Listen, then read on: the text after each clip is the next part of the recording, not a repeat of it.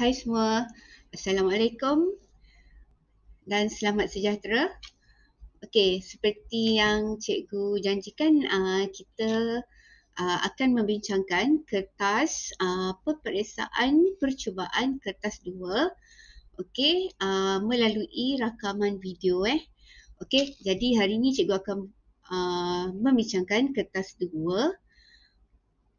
peperiksaan percubaan baru-baru ni. Okey, so ini ialah kertas percubaan SPM yang kamu buat baru-baru ini dan result yang kamu dapat pun, okey, kamu dah tengok kan dalam SAPS. Okey, so kita untuk menjimatkan masa, kita gunakan cara ni. Okey, so cikgu akan bincangkan semua soalan dalam kertas ni. Okey, tapi di samping tu cikgu akan bagi juga teknik-teknik untuk menjawab kertas 2 ni. Okey, so bila kamu dapat kertas soalan, kertas 2, okey, so kamu tulis nama, tulis angka giliran, kad pengenalan. Okey, dan bila ketua pengawas telah membenarkan kamu untuk melihat kertas, okey, so first kamu tengoklah dulu semua soalan dalam kertas ya. Okey, jangan terus nak buat, jangan terus nak jawab. Okey. Okey, so kita tengok dulu soalan, kita tengok helaian-helaian dalam kertas soalan. Okey, so yang pertama kita ada senarai rumus, okey, yang akan diberi. Okey, senarai rumus ni diberi mengikut turutan topik dalam buku teks kamu. Jadi dia boleh membantu kamu okey, untuk kamu kenal pasti ni rumus topik apa. Okey, so kita ada impulse, okey, daya graviti ni untuk bab 3. Okey.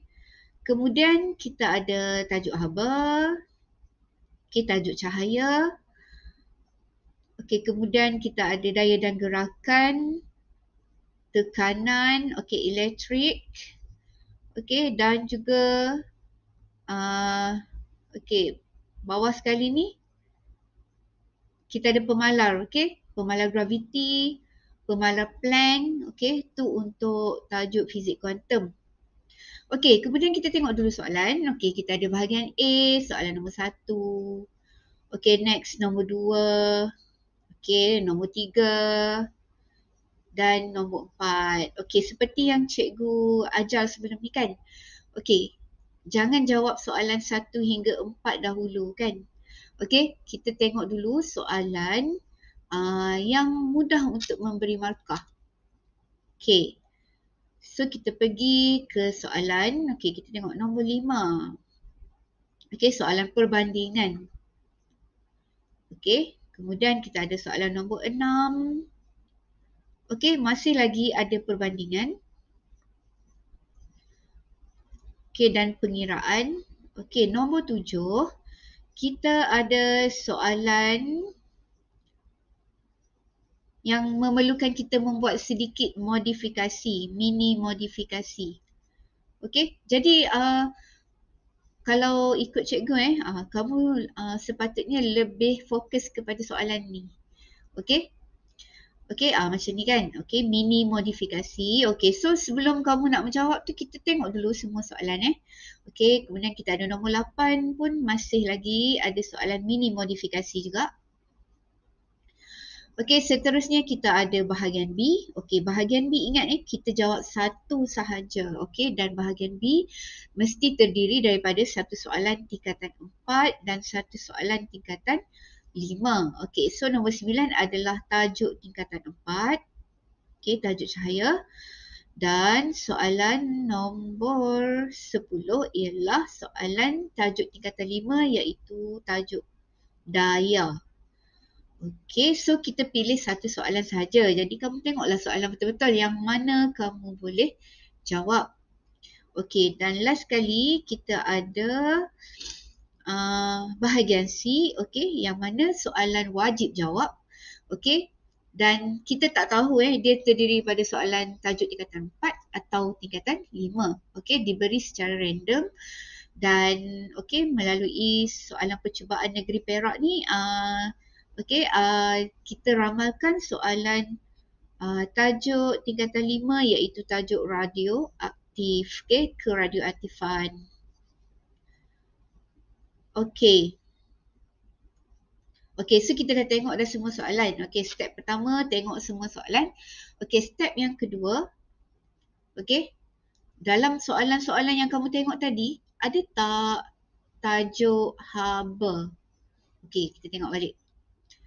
Okey, ada kan tajuk haba? Okey, soalan nombor berapa?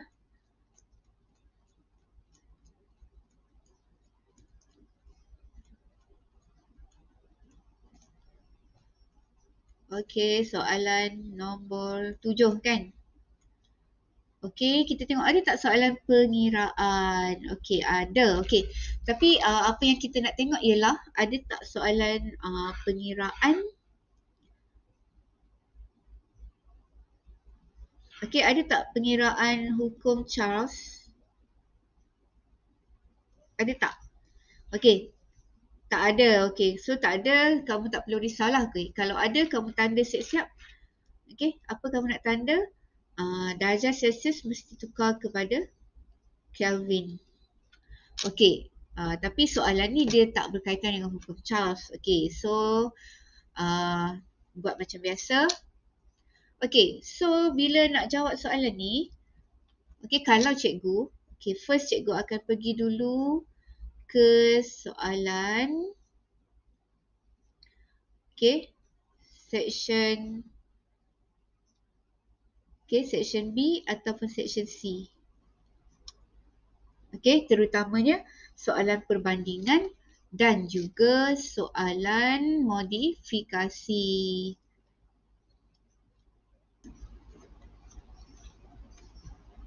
Okey, so bila kita dah decide nak jawab soalan apa, so macam cikgu kata, jangan jawab soalan 1 hingga 4 dulu, kita jawab soalan lain, dan untuk kali ni katalah kita nak jawab soalan section A dulu, soalan struktur, tapi kita jawab soalan yang kita ada teknik nak jawab. Iaitu soalan 5, 6, 7, 8. So kita mula dengan soalan nombor 5 lagi. Sementara kita tengah fresh lagi kan. So kita jawab soalan yang kita boleh dapat markah. So untuk soalan nombor 5 ni, tajuk apa ni? Tajuk kegravitian.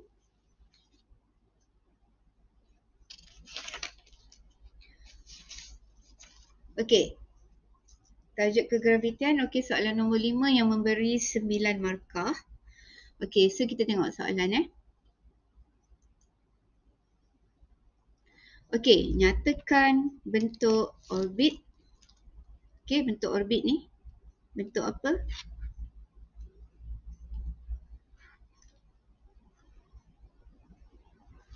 Nyatakan bentuk orbit. So bentuk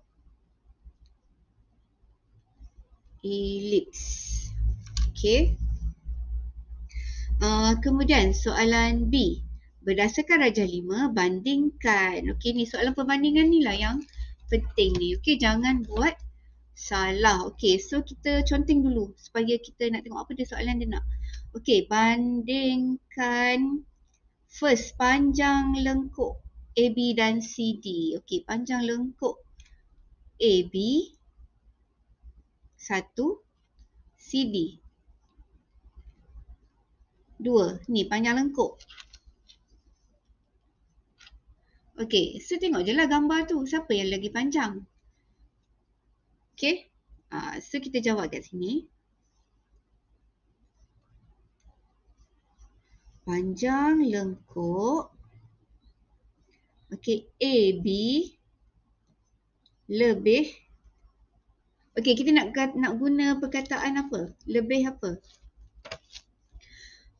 Lebih panjang dari CD. So jangan kamu buat terlalu simple. Kita kena nyatakan apa kuantiti yang kita tengok tu.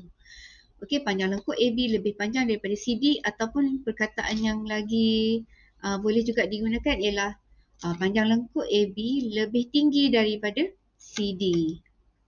Okey, bila kita nak kata lebih, sama ada lebih tinggi, lebih besar ataupun lebih rendah, lebih kecil. Okey, kemudian luas yang dicakupi oleh planet. Okey, kamu ingat soalan ni dia suruh bandingkan tadi kan? Bandingkan luas. Okey, bukan dia suruh cari luas ke apa. Okey, luas kat mana? Okey, kita tengok warna hijau. Okey, luas yang ni.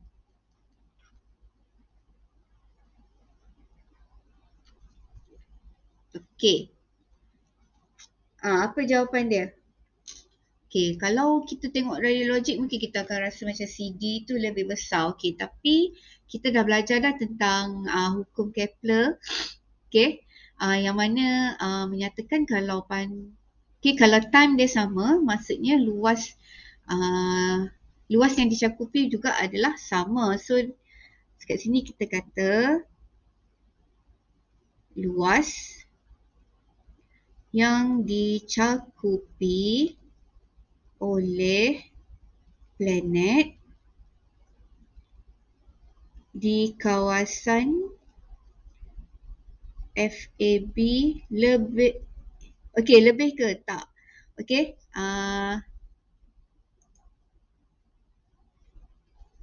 okey, kawasan FB adalah sama dengan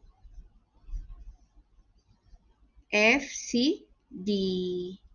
Okey.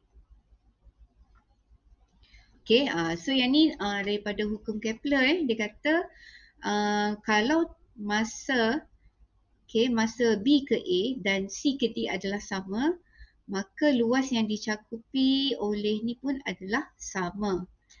Okey, seterusnya. Bandingkan lagi soalan yang ketiga. Laju linear AB ke CD. Okey, AB jauh, CD dekat. Tapi kalau nak bagi time dia sama, masa yang masa untuk dia bergerak tu sama, kita kena buat apa? Mestilah AB kena laju kan? CD dia perlahan. Okey, so kat sini kita kata laju linear A ke B lebih tinggi daripada C ke D. Okay. So A ke B dia lebih laju sebab dia nak cepat sampai supaya sama masa dia dengan C ke D. Okay. So ni yang soalan perbandingan yang penting ni yang kita nak dapat markah tu. Okay. Bila dia dah tanya soalan perbandingan, dia akan tanya hubungan. Okey, nyatakan hubungan antara masa yang diambil dengan luas yang dicakupi oleh kedua-dua kawasan. Okey, apa hubungan dia? Okey, ini masuk dalam hukum Kepler juga. Okey, so apabila masa diambil sama, maka luas yang dicakupi oleh kedua-dua kawasan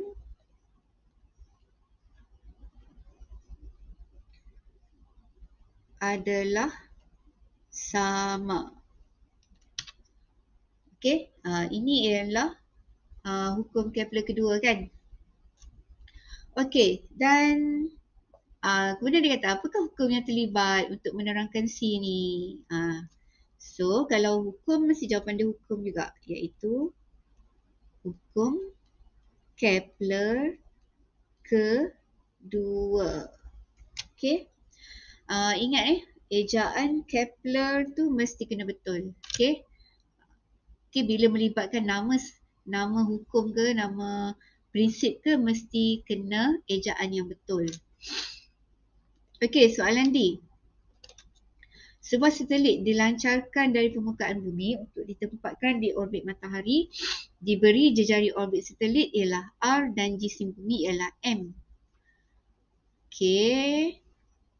Tuliskan persamaan bagi hal laju minimum yang mesti dicapai ketika dilancarkan untuk satelit tersebut sampai ke ketinggian yang dikehendaki. Okey, cuba ingat balik. Untuk tajuk hukum Kepler ni, kita ada dua kan, hal laju. Yang pertama hal laju lepas, yang kedua ialah hal laju minimum. Okey, untuk satelit tu mengorbit bumi. Okey, so yang ni dia melibatkan apa ni? Okey. Okey, so kalau kamu nak dapatkan hint, okey, cuba tengok kat okey, kita tengok dekat senarai rumus. Okey, ada tak hint yang kita dapat? Okey, kita ada apa kalau untuk ni? Okey, kita cuma ada daya graviti, pecutan graviti, hal laju lepas. Okey, tapi dia nak ni hal laju lepas ke hal laju minimum? Okey, ni ialah hal laju minimum, bukan hal laju lepas ya. Okey, so dia punya persamaan ialah V sama dengan Gm per R punca kuasa. Okey, so bila dia tanya rumus, dia mesti akan ada kaitan soalan seterusnya. Okey, hitungkan magnitude bagi hal laju orbit jika R ialah 16,000 km. Okey, so kalau dia kata R dia adalah 16,000 km, okey, cuba cari hal laju orbit tu. Hal laju orbit tu ialah hal laju minimum tadilah. Okey, so kita masukkan je lah rumus yang kita dapat tadi, iaitu V sama dengan Gm per R punca kuasa. So kita masukkan. Okey, G ialah pemalar.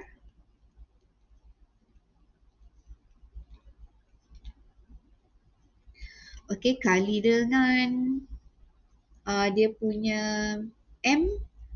Okey, 6/10 kuasa 24. Okey, GC bumi per dengan 16,000 km darab 10 kuasa 3 meter. Okey, kita samakan semua dalam unit meter. So kita akan dapat jawapan 5.0 darab 10 kuasa 3 ms negatif 1. Okey, dan soalan pengiraan dalam kertas 2 mesti kena ada unit Okey, kalau tak kamu punya jawapan akhir tak dapat markah ya. Okey, so kita dah habis jawab soalan kelima. Okey, so kalau katalah kamu stuck kat sini kan, okey, tak tahu nak kira ni, okey, tinggalkan dulu, kita terus ke soalan yang seterusnya. Okey, kamu jangan buang masa dekat tempat yang kamu stuck tu. Okey, seterusnya kita jawab soalan nombor 6 pula. Okey, sebab nombor 6 pun masih lagi soalan perbandingan juga. Okey, so nombor 6 adalah soalan tajuk elektrik. Okey, rajah 6.1 menunjukkan sebuah litar elektrik yang terdiri daripada 6 sel kering yang serupa. Okey, dan mempunyai daya gerak elektrik 1.5 volts. Okey, dia punya DGE 1.5 volt disambungkan secara sesiri dengan sebiji mentol. Okey, setiap sel kering mempunyai rintangan dalam 0.5 ohm. Okey, ni rajah 6.1. 6.2 pula. Okey, baca soalan baca soalan sampai faham. Okey, menunjukkan sebuah litar elektrik terdiri daripada satu sel kering je, tapi daya gerak elektrik dia terus 9 volt. Okey, dan disambungkan secara sesiri dengan sebiji mentol. Sel kering itu mempunyai rintangan dalam 0.01 ohm. Okey, dia punya rintangan dalam dia lagi rendah daripada sel kering yang dalam rajah 6.1. Okey, so soalan A macam biasalah. Okey, setiap soalan dia mesti akan tanya definisi. Okey, kalau kamu mampu nak hafal definisi, hafallah. Okey, kalau tak mampu, okey, buat macam mana? Okey, okey, jangan risau dia cuma satu markah sahaja. Okey, kita tumpu kepada soalan yang lebih memberi markah. Okey, so daya gerak elektrik ialah, okey, maksud dia ialah tenaga yang dibekalkan atau kerja yang dilakukan oleh suatu sumber elektrik untuk menggerakkan satu kulum cas dalam 1 liter lengkap. Okey, panjang kan jawapan dia. Okey.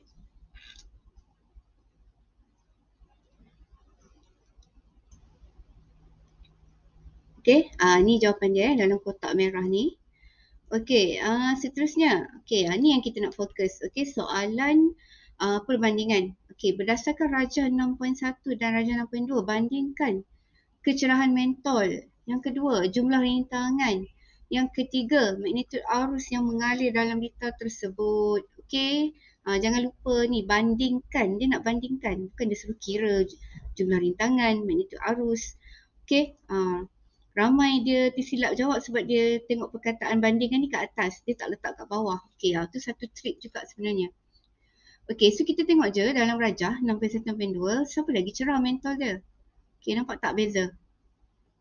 Okey, Rajah 6.2 lebih cerah kan? Okey, Rajah 6.1 kurang cerah. Okey, sebab ni, nampak tak ni? Dia kalau cerah maksudnya dia punya ni panjang-panjang. Okey, so kita jawab. Okey.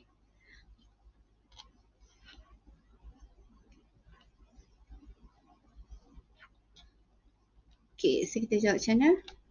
Mentol dalam Rajah 6.2 lebih cerah dari Rajah 6.1. Okey. So lebih cerah, okey, ataupun kata kecerahan mentol lebih tinggi dalam Rajah 6.2. Okey, jumlah rintangan pula. Okey, jumlah rintangan. Okey, tengok. Yang ini 0.01 dan yang ini ialah setiap sekering 0.5.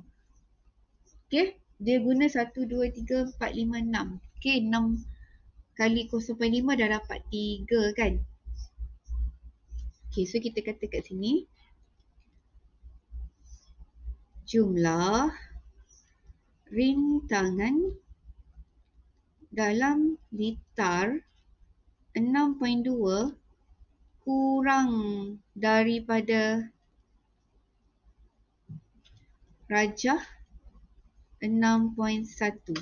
Okey, kenapa tak boleh guna lebih kurang? Lebih kurang dah jadi lain maksud dia. Jadi kalau kita nak kata kurang, kita buang perkataan lebih. Okey, jumlah rintangan dalam litar 6.2 kurang daripada 6.1.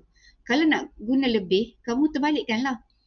Jumlah rintangan dalam litar 6.1 lebih tinggi daripada Rajah 6.2. Okey, dan yang ketiga, magnitud arus yang mengalir. Okey, kita tengok je gambar ni, nampak tak? Okey, nampak tak emitter dia? Okey, ni emitter. Okey, so ini terpesong lebih, maksudnya lebih tinggi. Ini rendah. Okey, arus dia.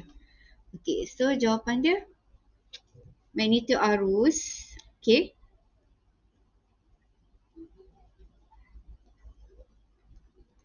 Okey, dalam Rajah 6.2 lebih tinggi daripada Rajah 6.1. Okey, seterusnya. Nyatakan hubungan antara, okey, bila dia dah bagi perbandingan, dia mesti akan tanya hubungan. Okey, nyatakan hubungan antara kecerahan mentol dan jumlah rintangan dalam. Okey, so kita tahu dah tadi dia berkadar songsang, tapi kamu tak boleh jawab dia berkadar songsang. So, sama ada perkataan dia semakin-semakin ataupun apabila maka. So, kat sini kita kata semakin bertambah jumlah rintangan dalam, semakin berkurang kecerahan mentol. Okey, dan yang kedua, jumlah rintangan dalam dan bilangan sekering. So, kita dah nampak kat atas. Okey, semakin bertambah bilangan sel kering, semakin bertambah rintangan dalam. So, kita buat semakin bertambah bilangan sel kering, semakin bertambah jumlah rintangan dalam. Okey, dan seterusnya bila kita dah jawab soalan perbandingan, ada soalan pengiraan. Okey, so soalan pengiraan akan ada dalam soalan struktur. Okey, soalan pengiraan.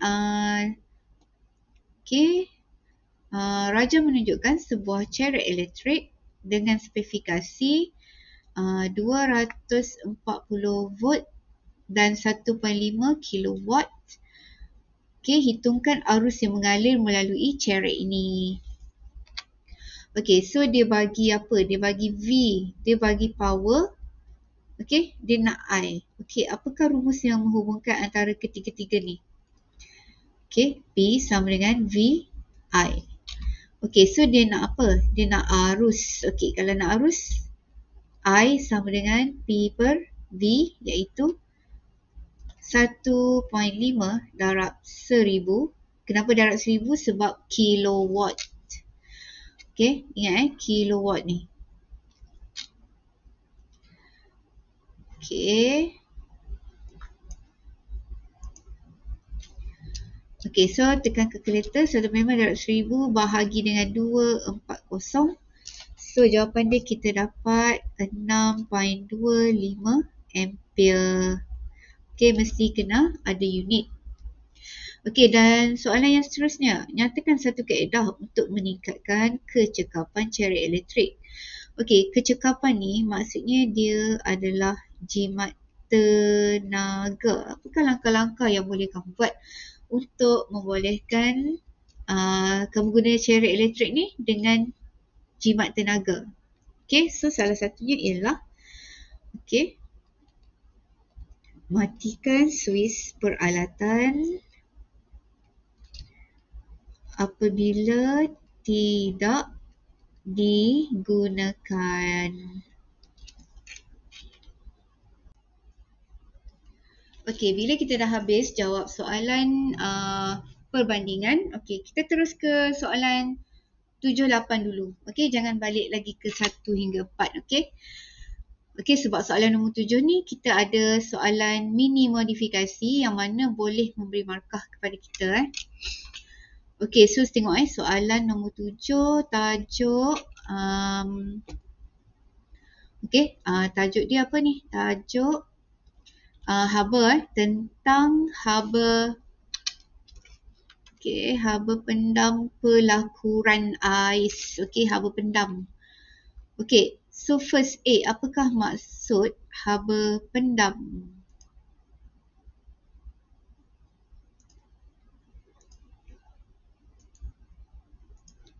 Okey, apakah maksud haba pendam? Okey, haba pendam tentu. Okey, haba pendam tentu. Bila tentu dia mesti kena 1 kg bahan.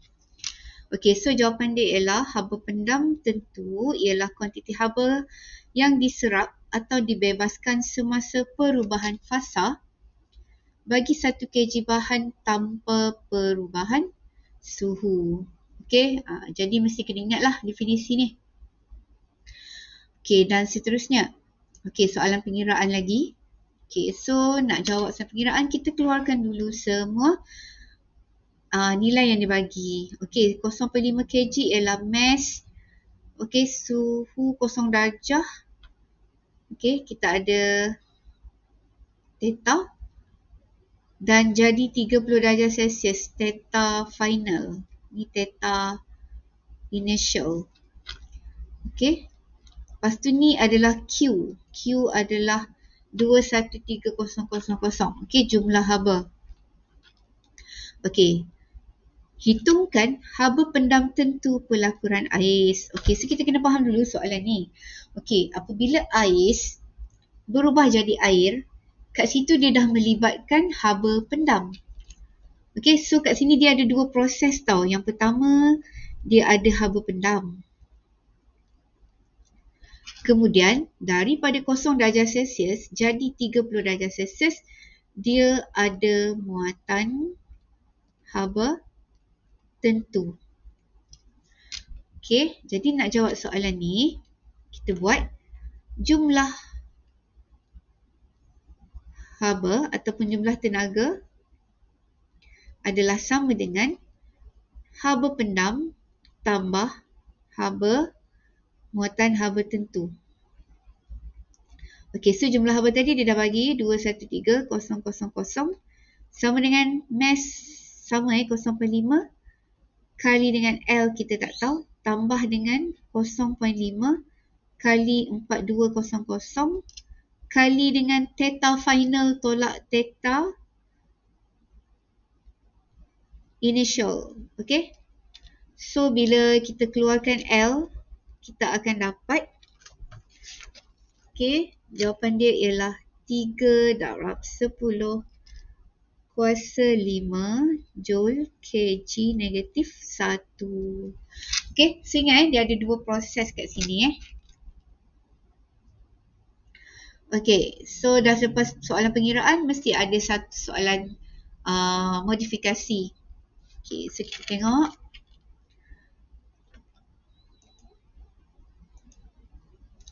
Okay, rajah 7.2 menunjukkan satu cawan tertutup. Cawan ini tidak sesuai untuk mengekalkan suhu bagi minuman panas dalam masa yang lama. Okay, so kat sini kita tengok ciri-ciri dia. Dia ada penutup, kemudian dia ada ruang vacuum. Okay, kita dikehendaki mencadangkan ciri yang sesuai untuk cawan mengekalkan suhu air panas dalam masa yang lama. Maksudnya dia nak perangkap haba. Okay, dia nak simpan haba lebih lama. Okay, so kat sini dia ada bagi ciri-ciri dia. Okay, so nak jawab soalan ni, kamu jangan pilih dulu. Okay, kita tengok dulu apa ciri dia nak. Okay, yang pertama dia kata dia nak ciri bahan penutup. Bahan penutup. Okay, so bahan penutup kita nak apa ciri dia? Okay, kita bolehlah tengok atas kalau kamu nak hint dia apa. Okay, bahan penutup dengan ruang vacuum. Okay, mestilah penebat haba kan? Okay, apakah reason dia?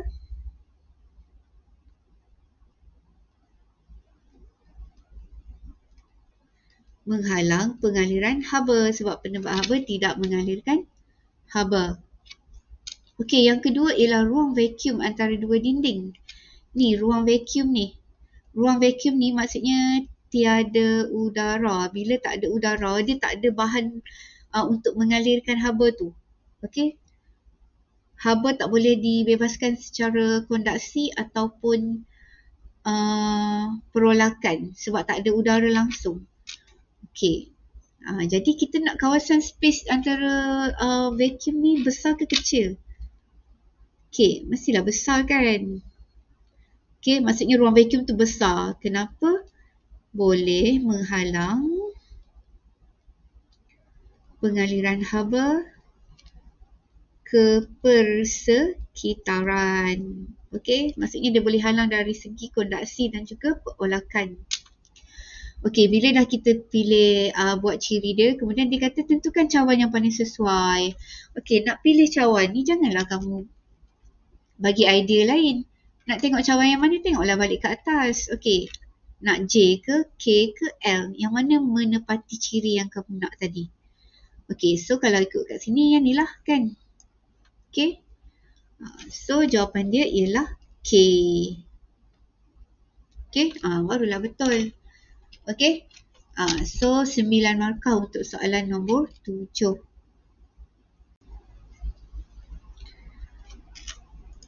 Seterusnya soalan nombor 8. Okey, masih lagi soalan mini modifikasi. Okey, rajah menunjukkan sebuah motor di mana satu gegelang berputar disebabkan oleh daya paduan yang bertindak ke atas gegelung tersebut. Okey, ini soalan tajuk elektromagnet kan? Okey, A. Namakan medan yang menghasilkan daya paduan tersebut. Okey, ni yang kamu buat FBI ni. Okey, daya apa? Okey, medan yang menghasilkan daya paduan tu apa dia nama dia? Okey, so jawapan dia ialah medan lastik. Okey, ingat medan lastik yang menghasilkan daya saling tindak ni. Okey, kedua B. Rajah menunjukkan pandangan kerata rentas bagi gegelung dan magnet bagi motor arus terus itu. Dalam rajah 8.2, lukis medan magnet paduan yang menyebabkan gegelung itu berputar. Tunjukkan arah daya F yang bertindak ke atas gegelung tersebut. Okey, so nak lukis medan lastik ni, okey, sebenarnya ada dua cara. Okey, sama ada menggunakan cara lukisan ataupun menggunakan petua genggaman petua apa tu? Petua tangan kiri Fleming. Okey. Okey, yang pertama kita tengok dulu cara lukisan Okey, first kamu kena tentukan dulu medan magnet untuk arus ni. Okey, so nak tentukan medan magnet arus ni, kita guna hukum genggaman tangan kanan. Okey, hukum genggaman tangan kanan. Okey, buat macam tu, tangan kanan kamu genggam. Okey, so ini ialah keluar kertas. Kan? Titik keluar kertas kan? Okey, so ibu jari kamu keluar daripada kertas dan kamu tengok kamu punya jari-jari ni ikut apa? Ikut arah jam ke lawan jam? Okey, so cikgu buat kita dapat arah lawan jam. Okey, dan yang ni dia mesti terbalik lah. Dia mesti ikut jam. Okey, ni step. Okey, yang kedua kita tengok arah medan magnet kekal.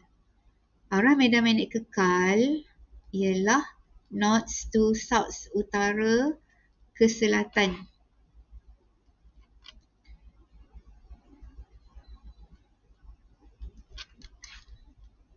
Okey, buat. Okey, bila kita dah buat macam ni, kita tengok yang mana arah yang sama. Ke arah yang sama tu, kita akan buat garis yang rapat-rapat. Maksudnya dia kuat. Okey, arah yang sama kat sini.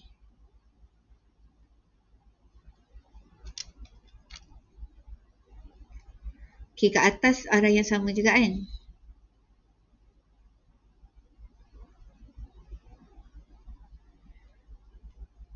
Okey, arah yang sama dia akan jadi kawasan yang kuat. Okey, kemudian kita boleh padam balik.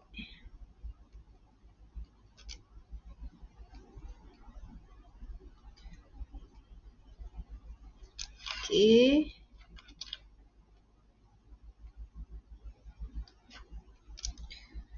Okey, tambahkan garisan kat bawah. Okey. Okey, ni baru dia punya lukisan medan lastik. Okey, sekarang kita tengok kat sini kuat. Okey, kuat. Ini lemah. Okey, daya mesti bergerak daripada F mesti kuat kepada lemah. Okey, so kamu ambil. Okey, anak panah mesti ke atas force.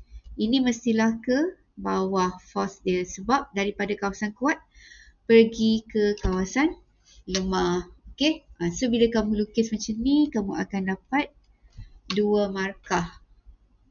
Okey, so ni cara dia untuk melukis medan lastik. Cara yang kedua adalah menggunakan petua tangan kiri Fleming.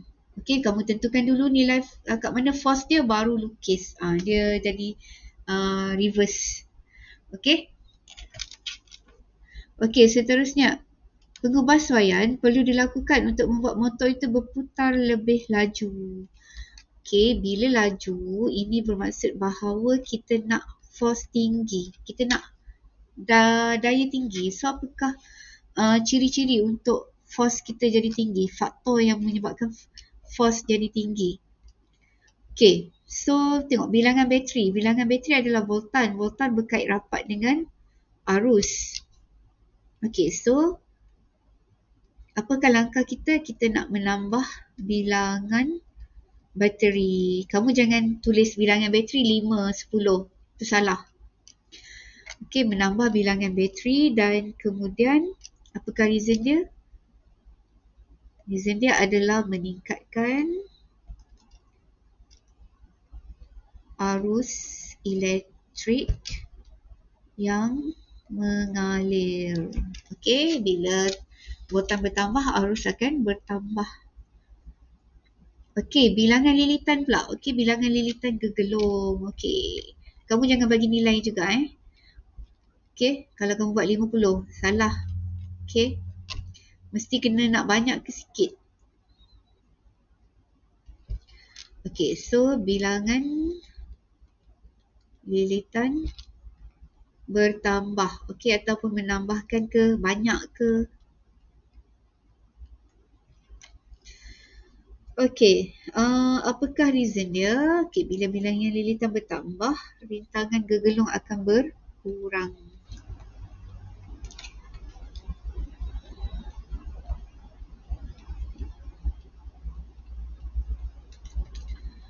Okey, dan last sekali daripada segi bentuk magnet kita ada dua je, satah ataupun bentuk melengkung. Okey, so kita nak bentuk melengkung. Okey, ladam. Reason dia adalah menghasilkan medan magnet berjejarian. Okey. So 9 markah juga untuk soalan nombor 8.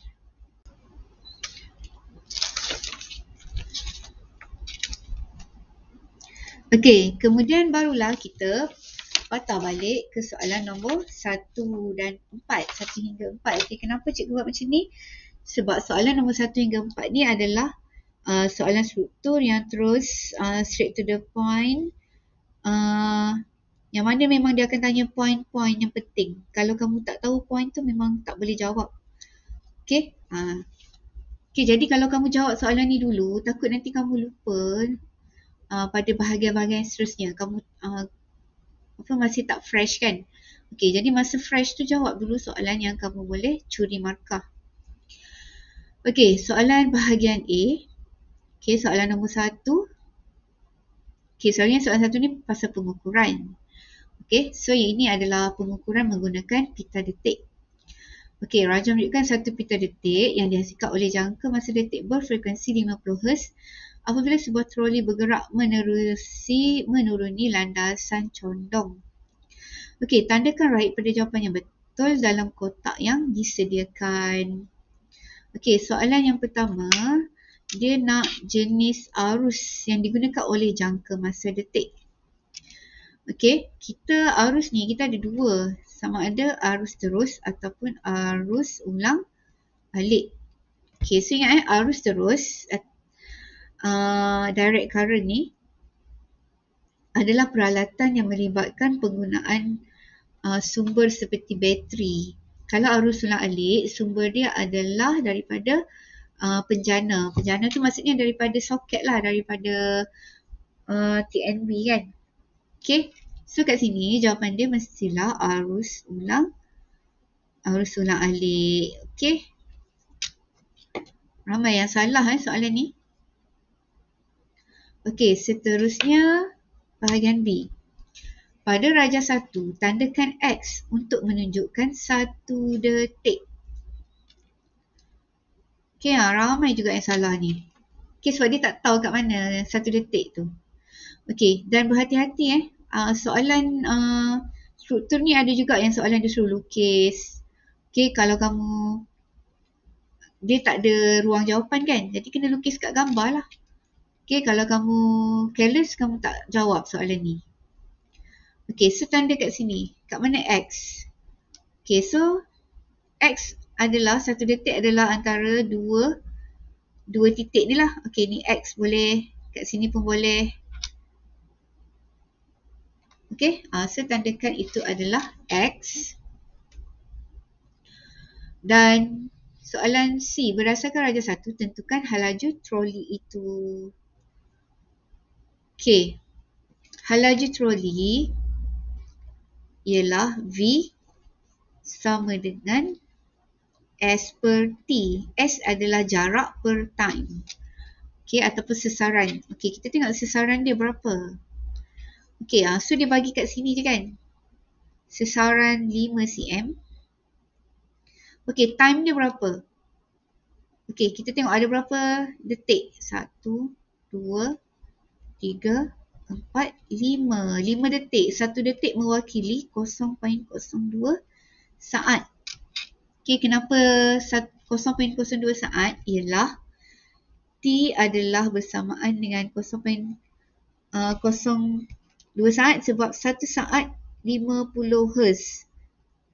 Okey, jadi 1 detik tu sama dengan 0.02. So kat sini kita letak 5 cm per dengan T dia, kita ada 5 detik kali 0.02. Okay, so kita dapat 5 per 0.1, so kita dapat 50 cms negatif 1. Okay, nak guna meter pun boleh.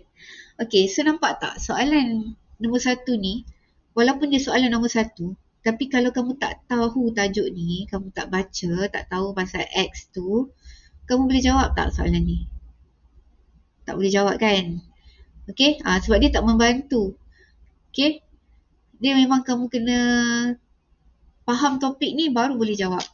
Walaupun dia soalan nombor 1. Nombor 1 tak semestinya senang.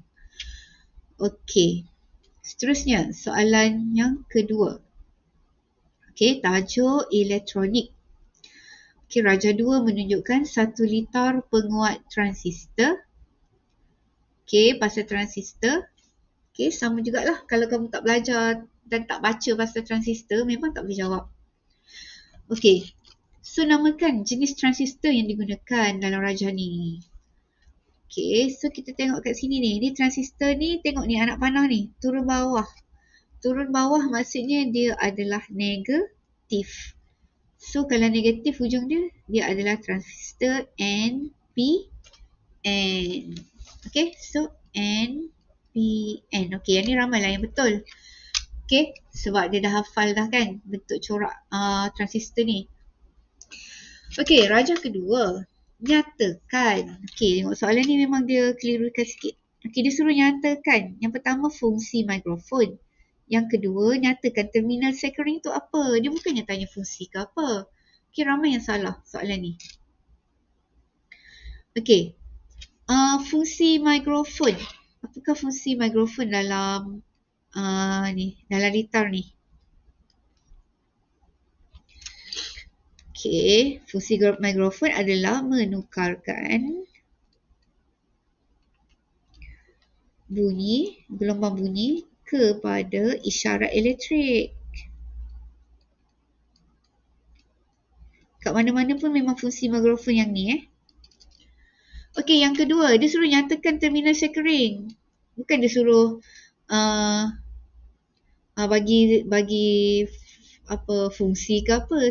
Terminal sekering. Terminal sekering kat Q ni. Ni apa? Q ni apa? Terminal apa? Kalau kat sini negatif, kat sini pun mesti negatif juga. Supaya sambungan ni menjadi pincang depan. Kalau tak, dia tak boleh keluarkan kat sini kan. Okey, so bagi tahu je lah terminal dia adalah terminal negatif. Okey. Kemudian soalan C. Hitungkan beza keupayaan antara Y, Z. Y, Z. Mana Y, Z? Okey, dia nak kat sini. Y, Z. Okey. Dan dia dah bagi dia punya ni adalah 10 kilo ohm. Okey, so kita nak V, Y, Z adalah bersamaan dengan okey, berapakah rintangan R, Y, Z per RYZ tambah RXY kali dengan V total. Okay, sebab dia nak Y kat YZ, kita ambil kat YZ lah. Okay, so kita buat 10 per 40 tambah 10. Ingat dia kilo ohm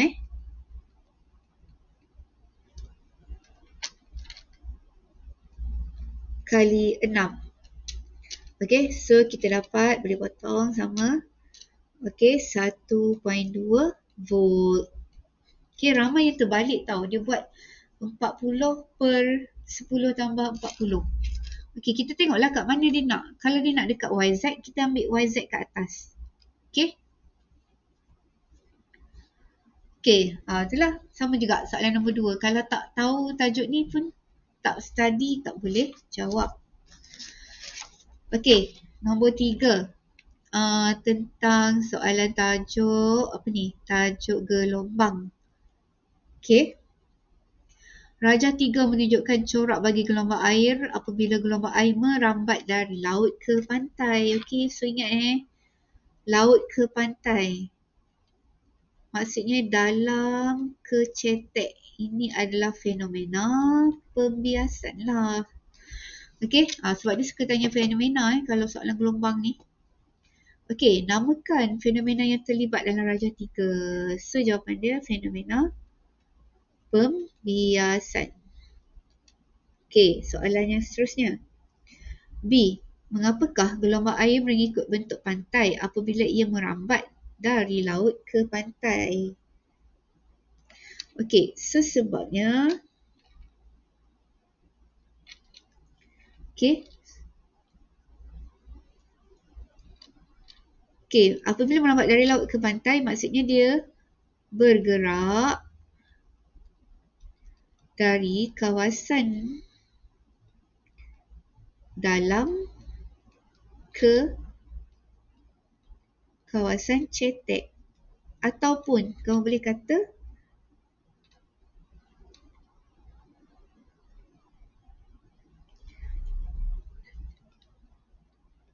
kedalaman berbeza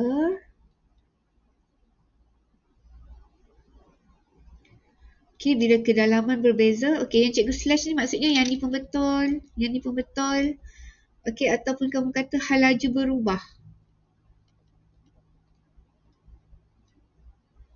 Ataupun kamu kata panjang gelombang berubah. Okey. Bila kawasan dalam kecetek, hal laju akan berkurang dan panjang gelombang pun akan berkurang sebab tu dia ikut bentuk pantai. Okey, soalan C.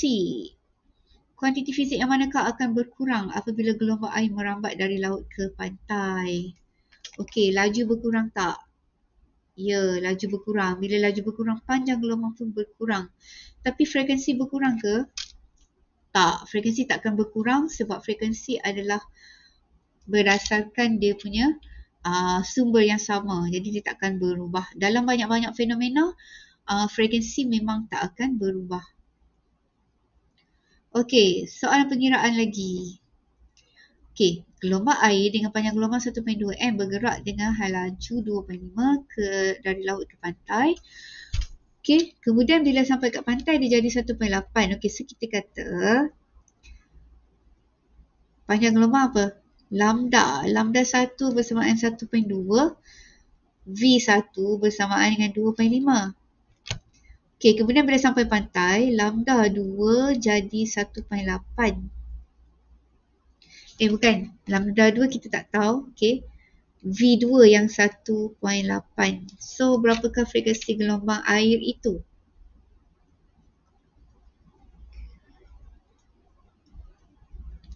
Okey, so sekarang ni nak frekuensi dulu. So, frekuensi ambil je mana-mana satu pun boleh.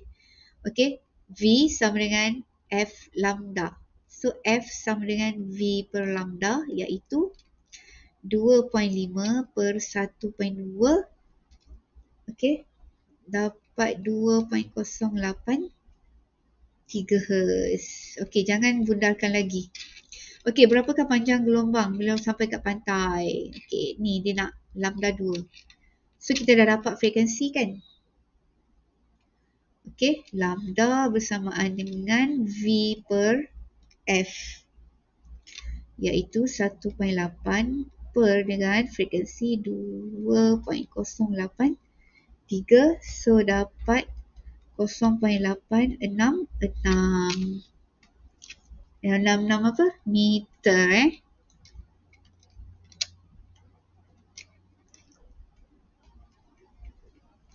Okey, kalau kamu tak tahu frekuensi, kamu boleh juga buat guna cara ni.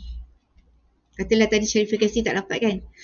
Okey, V1 per lambda 1 sama dengan V2 per lambda 2. Masukkan nilai-nilai tadi yang kat atas tadi.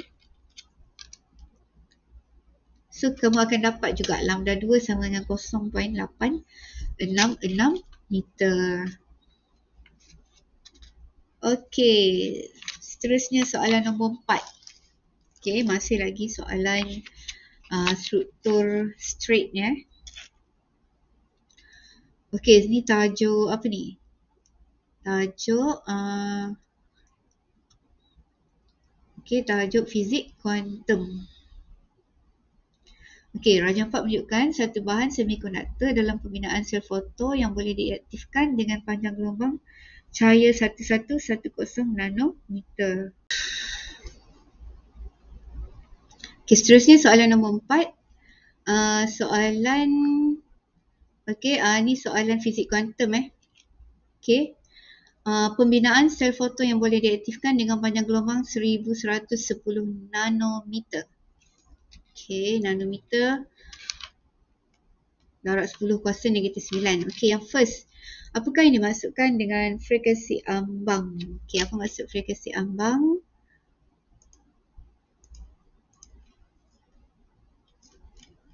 Okey, sekejap. Cikgu paste je kat sini. Okey, frekuensi ambang ialah frekuensi minimum foton cahaya yang akan menghasilkan kesan fotoelektrik pada satu jenis logam. Okey. Soalan kedua, namakan teori yang dapat menerangkan semua ciri kesan fotoelektrik. Okey, apa jawapan dia? Kena eja betul-betul Okey, so jawapan dia ialah teori fotoelektrik Einstein. Okey. Yang ketiga, lengkapkan ayat berikut dengan menandakan right pada jawapan yang betul. Okey, so mesti kena jawab. Okey, semakin tinggi frekuensi foton cahaya yang dikenakan pada permukaan logam, semakin apa? Rendah tenaga kinetik. Salah kan? Semakin tinggi tenaga fotoelektrik yang dipancarkan. Okey, sebab frekuensi ni yang memberi tenaga kepada elektron tu untuk dia bergerak. Okey, dan mesti lebih daripada frekuensi ambang dia. Okey, soalan B. Pada frekuensi ambang, fotoelektron yang dikeluarkan dari permukaan tidak mempunyai tenaga kinetik. Okey, kalau dia bagi betul-betul pada frekuensi ambang, elektron boleh dikeluarkan, tapi dia tak ada mempunyai tenaga untuk dia bergerak. Okey, apakah sebab dia? Okey, memanglah tak cukup kan tenaga, tapi kenapa? Okey, sepatutnya kamu jawab dia macam ni.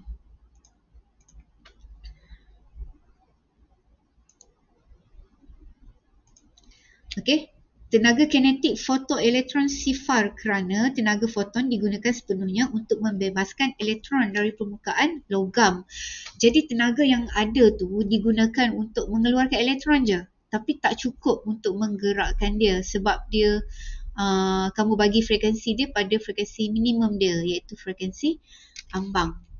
Okey, ramai yang jawab kerana tak cukup tenaga, tapi kenapa? Sebab nak membebaskan elektron dari permukaan logam. Okey, soalan C. Hitungkan frekuensi ambang semikonduktor F0 tu. Okey, 2 markah. Okey, dia bagi hal laju cahaya. Okey, apakah rumus frekuensi ambang? Okey, tengoklah kamu punya senario rumus ada tak frekuensi ambang. Cikgu pun tak hafal lagi. Okey, kalau frekuensi ambang. Okey, tenaga foton E sama HF je dia bagi. Okey, so tak ada. Okey, so apakah rumus frekuensi ambang?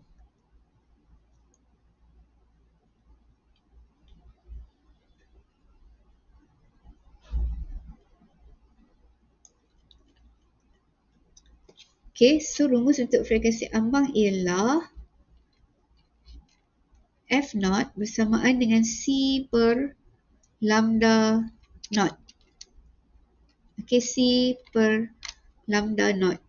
Okey, so 3 darab 10 kuasa 8 per berapa lambda dia tadi? 1110 darab 10 negatif 9 sebab nano Ingat tu, dia nanometer. Okey, so dapat 2.70 darab 10 kuasa 14 Hertz. Okey, so sebenarnya soalan pengiraan ni janganlah kamu elakkan tak membuat. Okey, sebenarnya jawapan dia lagi direct kan? Okey, yang kedua dia nak nilai fungsi kerja bahan semiconductor W tu. Okey, ni satu lagi rumus memang kamu kena hafal. Okey, W sama dengan HF not. Okey. So, 6.63 darab 10 kuasa negatif 34. Ni formula Planck. Kali dengan 2.7 darab 10 kuasa 14. Okay, so dapat jawapan 1.79 darab 10 kuasa negatif 19 Joule. Okay. Okay, D. Berikan kenapa bahan semiconductor tersebut kelihatan legap dalam keadaan suhu bilik. Okay, so dalam suhu bilik, okay, jawapan dia ialah okay, dalam suhu bilik, tenaga haba adalah tidak mencukupi untuk membebaskan dalam suhu bilik, tenaga haba adalah tidak mencukupi untuk membebaskan elektron dalam sel foto itu ataupun tidak mengaktifkan sel foto itu. Okey, maksudnya elektron tak terbebas pada suhu bilik. Okey, sebab tu dia kelihatan legap. Okey, tu soalan 1 hingga 4. Jadi hari ni kita dah habis bincang soalan nombor 1 hingga nombor 8 sahaja dulu. Okey. Dan untuk bahagian B dan C, section B dan C mungkin cikgu akan buat satu lagi video lah. Okey.